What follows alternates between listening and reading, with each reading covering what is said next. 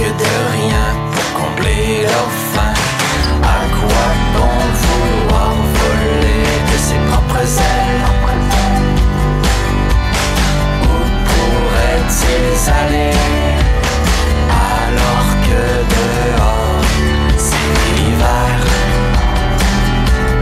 nucléaire?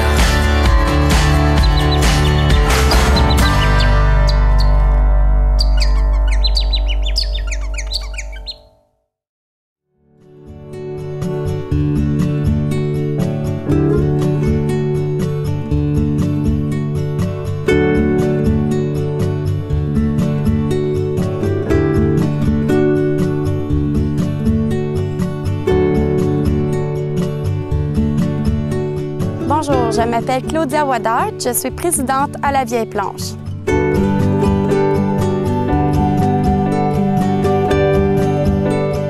Cette vocation-là, c'est une histoire de grande passion. Plus jeune, j'ai grandi sur une ferme laitière, là où on trayait les vaches à la main et les vaches portaient des noms et non des numéros. Puis un jour, les nouveaux propriétaires ont décidé de démolir les lieux. Donc, j'avais beaucoup de peine.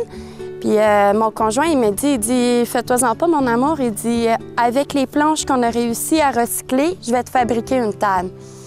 Donc, la table, aujourd'hui, en l'honneur de la grange, elle porte le nom de Cardinal. Ça a commencé comme ça. Là, c'est sûr qu'avec le temps, on était passionnés, on faisait déjà des décors en bois de grange à la maison, tout. Puis la visite, la famille, les amis venaient puis me disaient tout le temps, Claudia, me semble c'est beau ce que vous faites. Donc, on a commencé à faire ça comme sideline, les week-ends, comme passion, sans penser qu'un jour, ça deviendrait une entreprise. Puis c'est comme ça que la Vieille Planche a démarré tranquillement, pas vite.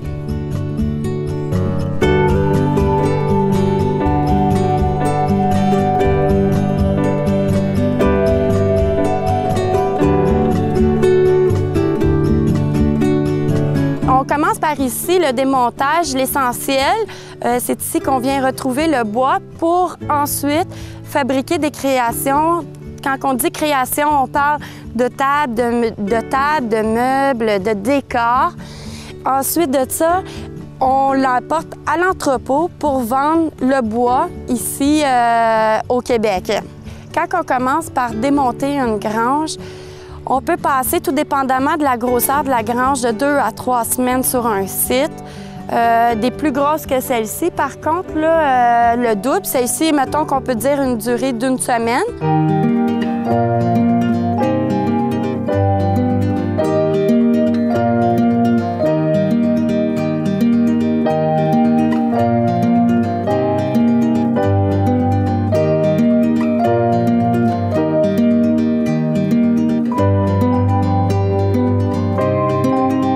On procède au déclouage pour le transport de la planche pour éviter les bris quand on va tout strapper ça ensemble. Donc, c'est ça, c'est un déclouage primaire. Rendu à l'entrepôt, on va tout couper les bouts pour procéder au nettoyage. Donc, le déclouage qu'on fait maintenant, c'est vraiment juste pour le côté transport, c'est tout. Puis, ensuite, ici, on va ressortir les autres matériaux pour faiblir la structure, que Pierre se prépare justement pour, avec sa scie à chaîne. Puis on va faiblir ça, puis ensuite la mettre par terre.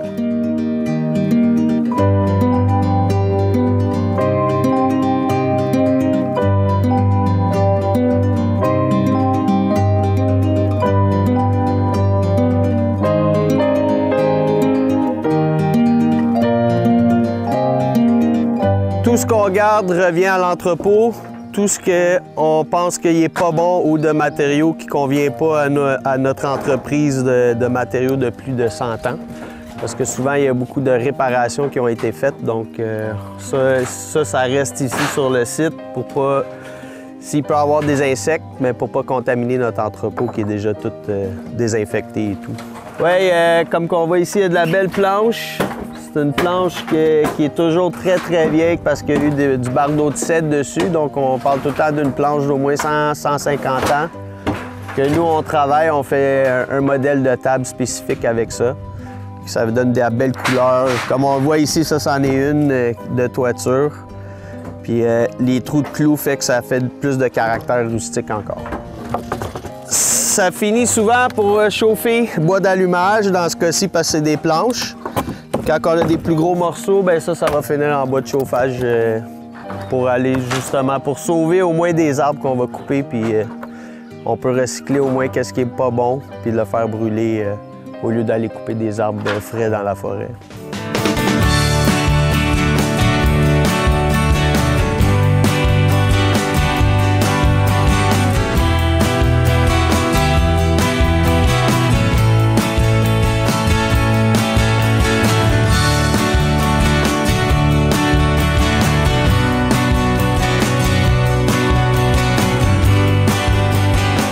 En termes d'employés, c'est plutôt saisonnier, selon la demande. Quand on a des grosses demandes, des gros rushs de grange, l'équipe est plus grosse.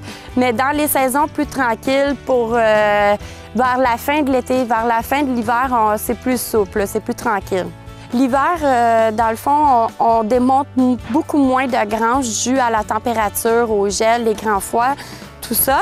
Mais durant cette période-là, on est plus sur la production de création des meubles et ainsi que les décors. Aussi la procédure de vente du bois de grange.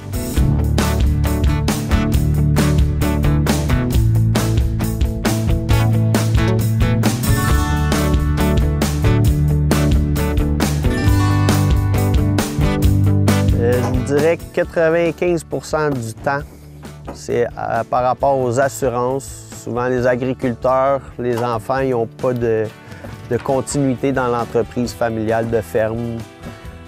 Donc, les assurances demandent, ils exigent, si le bâtiment est vide, de le démolir ou les assurances, les frais sont très élevés. Donc, s'il n'est plus rentable, ça ne vaut pas la peine de le garder.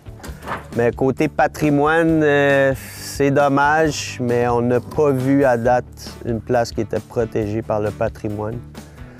Donc, ce côté-là, ce qu'on trouve dommage parce qu'on est des passionnés de bois, mais on n'est pas ici pour démolir toutes les granges du Québec. Souvent, on va voir des granges de 300 ans, de 400 ans, que là où il devrait avoir un patrimoine pour protéger ces sites au Québec, pour pas qu'ils soient démontés pour absolument rien.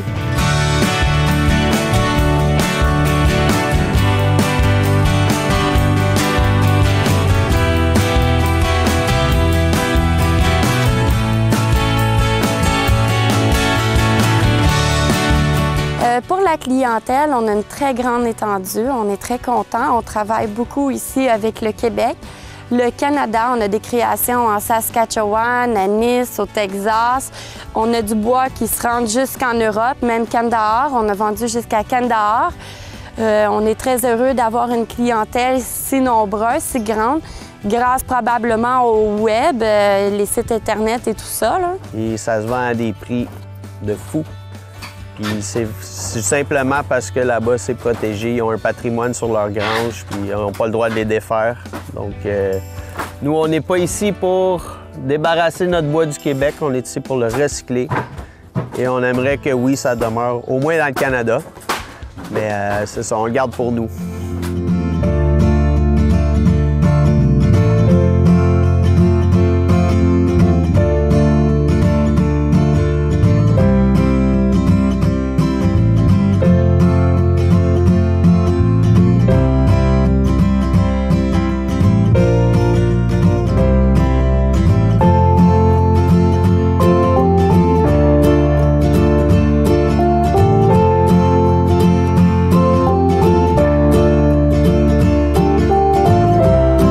C'est quand même assez simple, c'est un démontage, c'est pas une démolition, il n'y a pas de pépine qui vient ici puis tout mettre. Fait que c'est des barres à clous, marteau, scie à chaîne, ensuite le tracteur pour mettre ça par terre, faire tomber le bâtiment.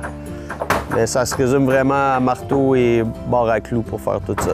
Chaque lieu est inspecté avant qu'on commence le démontage et comme qu'on peut voir ici, personne monte sur le toit justement pour sécurité. Donc le toit va tomber par terre avec la pépine. Puis on laisse ça comme ça. Puis une fois par terre, là, on va travailler la structure du toit pour la démonter. Donc on se trouve à être plus bas. Donc beaucoup plus sécuritaire que de monter dans les airs parce que la tôle finit au recyclage et c'est tout.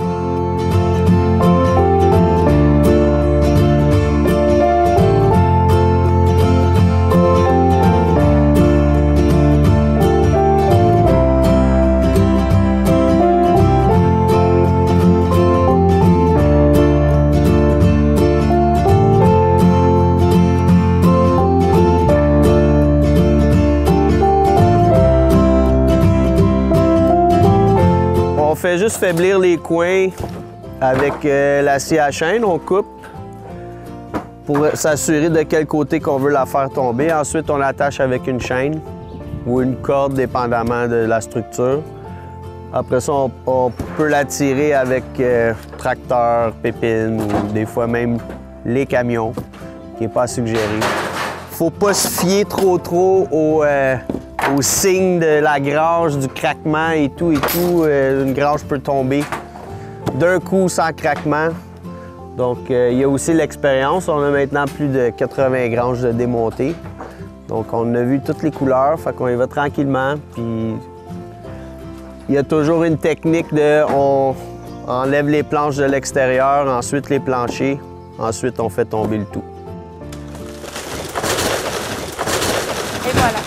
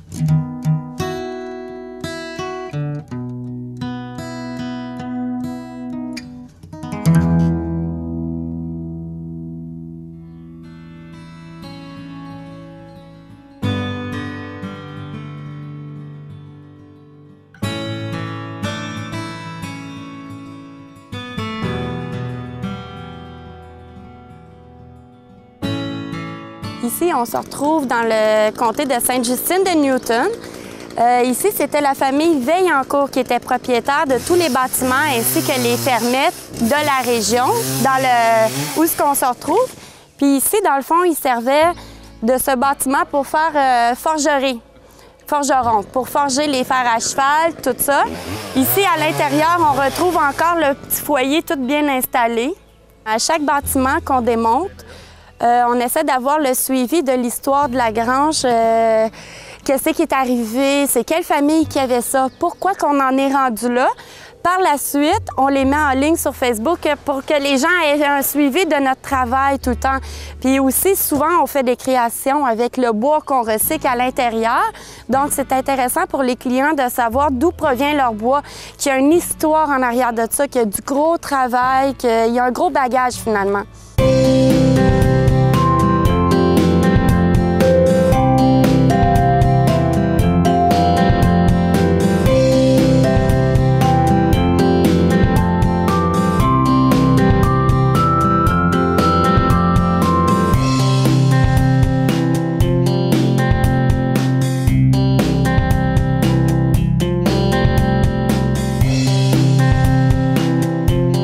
C'est une scierie que nous, on utilise pour recycler nos grosses poutres de grange. Donc, ça permet de faire de la planche ou du madrier ou encore des pattes de table qu'on peut se permettre dans le 5-5, 6-6 pour faire surtout nos teintures.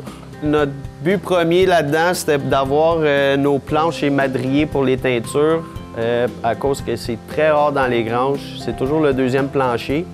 Puis souvent, il est plus bon à cause du foin et de l'eau qu'il y a eu, puis qui se trouve à être pourri. C'est les meilleurs vendeurs, c'est les madriers 2 pouces d'épais pour les tops de table qu'on se trouve à avoir une belle épaisseur là, de plateau. Ici, de ce côté-ci, c'est tout le bois que moi, personnellement, j'ai sélectionné pour grader pour les meubles qu'on va produire dans la shop. Et l'autre côté, c'est toute la planche et madrier, poutres de décor qu'on va faire chez les gens, faire des murs, des petits plateaux et tout.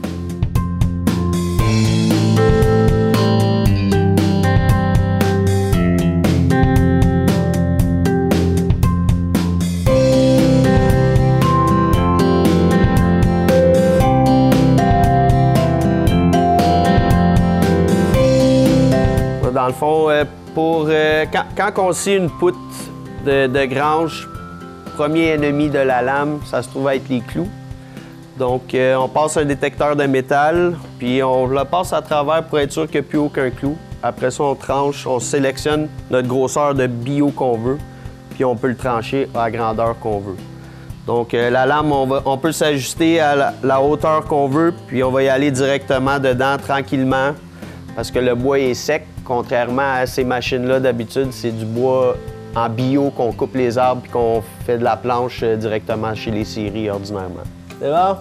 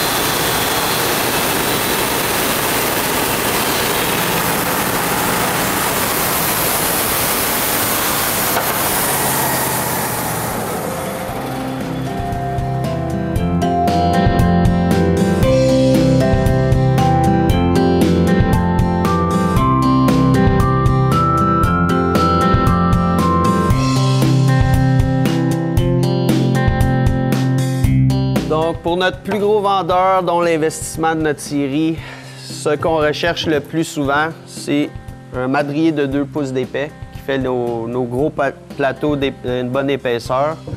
Donc, on voit ici le produit sorti d'une poutre qui va être prête ensuite à aller au séchoir pour se retrouver sur une de nos tables ensuite.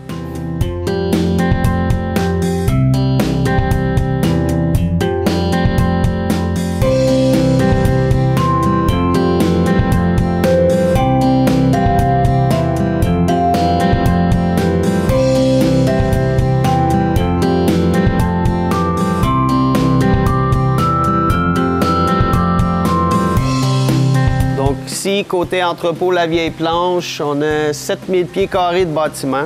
Puis c'est rempli à craquer de planches, madriers et poutres, tous différentes largeurs, épaisseurs et surtout longueur.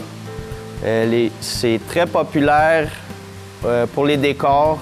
Aussi, les bricoleurs viennent ici, se servent et puis fabriquent leurs propres meubles, tablettes, meubles TV. C'est très populaire, on peut voir dans presque tous les magazines de décoration, on voit toujours un accent en bois de grange, que ce soit mur, tablette ou manteau de foyer. Les designers le prêchent tout comme ça vaut de l'or, c'est très beau. Donc c'est ça le côté ici qu'on fournit ici pour le bois et surtout d'autres distributeurs qu'on fournit. Donc, il y a des morceaux qui ne se gradent pas pour nos meubles côté ébénisterie à cause il va y avoir trop de craques. Donc, au séchoir, ça va avoir tendance à fondre. Trop de trous, des fois, c'est un petit peu trop magané. Fait que pour une tablette, c'est très bon. Mais pour nos meubles, ça passerait pas, ça se qualifierait pas pour notre côté ébénisterie.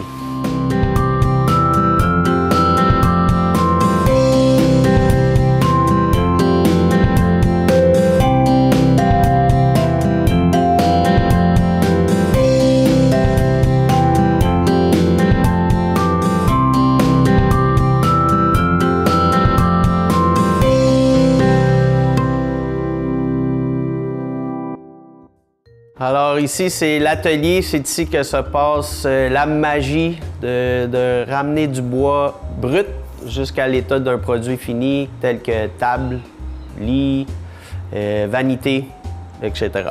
Donc ici, on recycle 100% le bois de grange. Tous nos meubles sont 100% en bois de grange. Pas de bois neuf, tout récupéré. Il y a eu une phase, le côté industriel avec les pattes de métal et tout, ce qui a baissé pour nous présentement. Donc présentement, on est 100% bois. Tous nos meubles sont complètement en bois. Donc on a déjà des modèles préétablis de nos tables et d'autres créations qu'on a déjà fait. Sauf qu'il est toujours possible d'avoir son propre croquis avec les dimensions désirées. Et oui, ça va nous faire un plaisir de fabriquer ce meuble.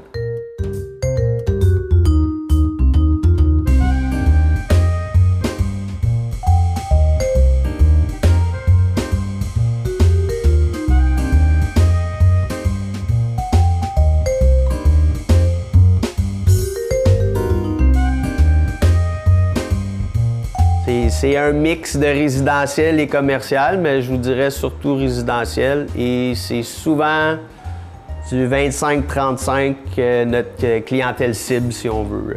C'est le côté design. Les jeunes, ils suivent les tendances. Puis c'est pas des projets qui sont extrêmement dispendieux quand on parle d'aménager un mur à la maison.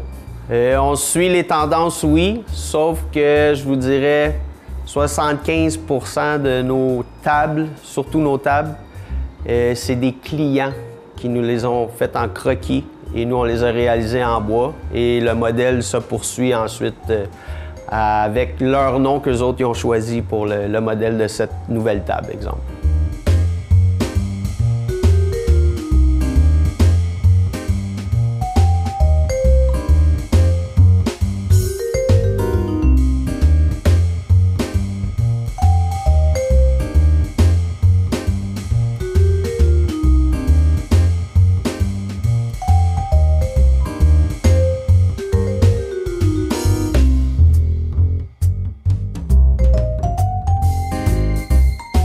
Ici, c'est un séchoir fait maison, artisanal. Le but premier qui est le plus important de la fabrication de meubles, c'est que le bois doit être complètement sec, entre 6 à 9 %. Ce qui va empêcher l'écartillement entre les planches de peu importe ce qu'on fabrique, que ce soit de lit, mur ou peu importe, ça doit absolument passer ici. C'est un mélange d'air qui circule avec de la chaleur et toujours tempéré au même degré. Et c'est de suivre l'évolution du degré d'humidité qui se retrouve dans le bois. Car si c'est trop sec, ça va faire l'effet contraire d'écartiller, ça va tout se serrer ensemble. Donc pour savoir si le bois est sec, moi je vérifie à l'intérieur et je m'assure que mon petit thermomètre d'humidité m'indique que je suis en bas du degré espéré.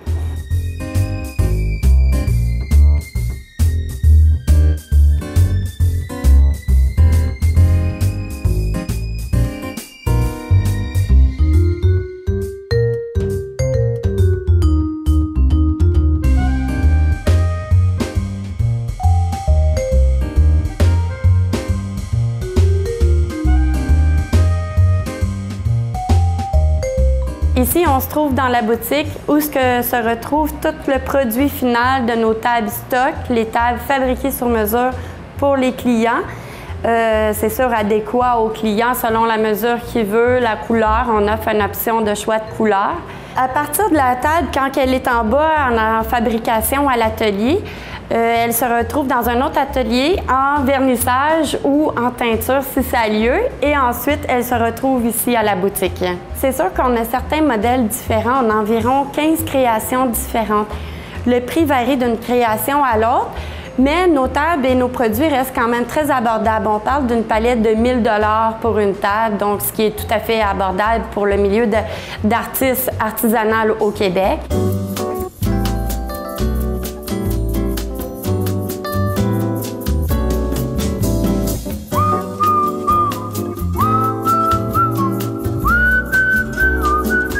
Bien, je vais te dire, on est pas mal chanceux parce que la clientèle est beaucoup aux tendances bois de grange. Puis c'est vrai que quand que le bois arrive ici, on choisit pas la couleur, on choisit pas la texture. Fait que quand mon client me commande une table, on lui dit toujours le modèle approximatif va être celui-ci, mais par contre, ta table, elle est unique. Le résultat final est unique. Ça reste une boîte à surprise, puis je me calcule très chanceuse d'avoir une si bonne clientèle qui a toujours hâte d'avoir sa table pour voir à quoi elle va ressembler. Parce que c'est vrai qu'on ne peut pas prédire. Elle va être de telle manière, de telle couleur et de telle sorte, là. C'est une panoplie de bois tout différent. Donc, à l'application du vernis, ça peut changer la couleur du bois, en réalité. Fait que c'est pour ça qu'on ne peut pas prédire qu'est-ce que le produit va ressembler à la finale. Quand il y a un client qui atterrit ici, il dit « Moi, je préfère ma table plus pâle. » Bon, bien, plus pâle, on va y aller dans des bois qui se retrouvent plus nobles, qui ont moins de couleurs. Nous, approximativement, on est capable de diriger la couleur du bois avec le vernissage. L'autre client qui va me dire « Moi, je veux une table beaucoup plus foncée, beaucoup plus chaude. » On va y aller avec des essences plus comme conifères, le sapin, le cèdre, l'épinette même, la pruche. C'est difficile à prédire parce que, tu sais, je veux dire, une table comme ici, elle a plein de trous, tu sais, c'est pas préméditable à ce niveau-là. Sauf qu'en même temps, c'est ce qui fait son caractère et c'est ce qui fait que quand le client vient ici, il part d'ici avec une vraie table en bois de grange. C'est ça l'affaire.